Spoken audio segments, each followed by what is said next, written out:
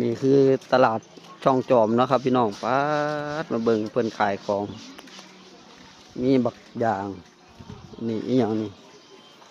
หมักยาง ที่ไรจ้าแม่นที่นู่นจ้ะ อ๋อเห็ดกระด่างค ลู รับ กยางค่ะเห็ดกระด่างอ่อน บักยางโลจักบาทครับบักยางโอ้ยระวัง ลูกยาง120จ้ะ อืมเดี๋ยวมาทางนี้ดิ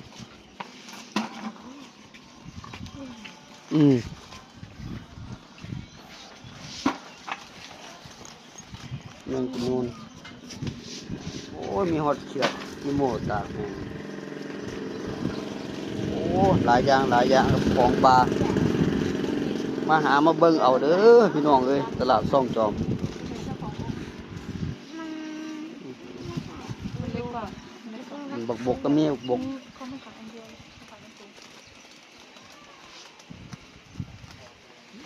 บกหอยปัง นั่นไง หอยปังนา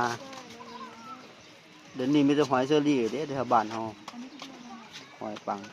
อย่าจับเด้ออย่าจับของเพิ่นเด้อ เป็นเด้ง คือ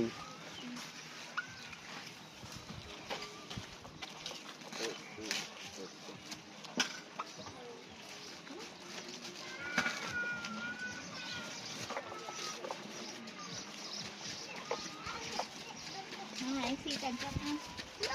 เออ